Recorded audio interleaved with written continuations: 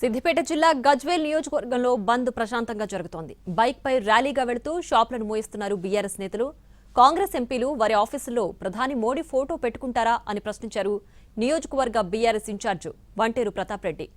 BJP ఎమ్మెల్యేల ఆఫీసుల్లో CM Revanth photo పెట్టడానికి కాంగ్రెస్ నాయకులు ఎందుకు వెళ్లడం లేదని నిలదీశారు. సిద్దిపేట గజ్వేల్ నియోజకవర్గాలపై కాంగ్రెస్ పార్టీ కుట్రలు చేస్తోంది అంటున్న వంటేరు ప్రతాప్ రెడ్డితో మా ప్రతినిధి Srinu face to face.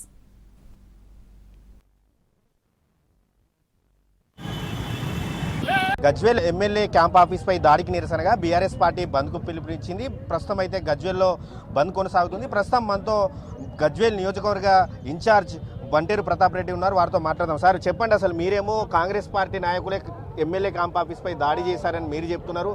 Congress party నాయకులేమో అసలు మేము దాడి చేయలేదు, అక్కడ కేవలం సీఎం గారి ఫోటో పెట్టడానికి వెళ్ళామని వాళ్ళు చెప్తున్నారు. అసలు ఏం జరిగింది అంటే దొంగ అన్నట్లుంది. ఇది దొంగతనం చేసినడే దొంగ అన్నట్టుగా కాంగ్రెస్ పార్టీ నాయకులు మాట్లాడుతుండ్రు. స్పష్టంగా సోషల్ మీడియాలో వీడియోస్ కనిపిస్తున్నాయి, విజువల్స్ అన్నీ కూడా కనిపిస్తున్నాయి. గుండాయిజం ఏ విధంగా చేసిండ్రు, ఏ విధంగా ర్యాలీ వచ్చిండ్రు, ఏ విధంగా గేట్ లాక్ బలగొట్టిండ్రు, డోర్ బలగొట్టిండ్రు, విండో బలగొట్టిండ్రు, లోపలికి వెళ్ళిండ్రు, ఫోటో పెట్టిండ్రు, కేసీఆర్ ఫోటోను తీసేసిండ్రు. ఇవన్నీ గుండాయిజం కదా? ఇవన్నీ ప్రజాస్వామ్యాన్ని కూని చేయడం కదా? చట్టంలో ఎక్కడ కూడా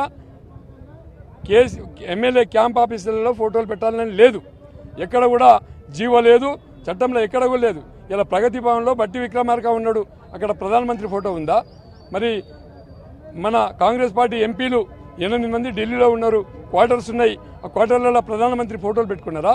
మరి ఎక్కడ కూడా కాంగ్రెస్ వాళ్ళ పార్టీకి ఒక రూల్ మాకు ఒక రూలా?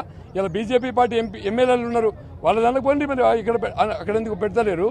ఒక కేసీఆర్ మీద దాడి చేస్తే రాష్ట్రం మొత్తం మాకు వెల్యువేషన్ వస్తుంది, రాష్ట్రం మొత్తం కేసీఆర్ అంటే వ్యక్తి మీదనే దాడి చేసినామని చెప్పుకోవడానికి, గొప్పలు చెప్పుకోవడానికి ప్రయత్నం చేస్తూ ఉన్నారు. కానీ ప్రజాస్వామ్యబద్ధంగా ఎండగట్టినాం. వాళ్ళు చేసిన విజువల్స్ అన్ని కూడా తీసుకురు.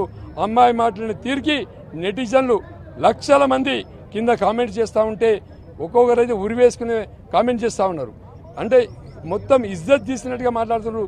వీళ్ళకి కూడా ఇప్పటికి కూడా కనీసం ఇంకిత జ్ఞానం లేకపోవడం, ఇప్పటికి కూడా జ్ఞానోదయం కాకపోవడం చాలా బాధగా ఉంది. ప్రజాస్వామ్యబద్ధంగా బంద్కు పిలిపించినాం, బంద్ విజయవంతం చేస్తాం.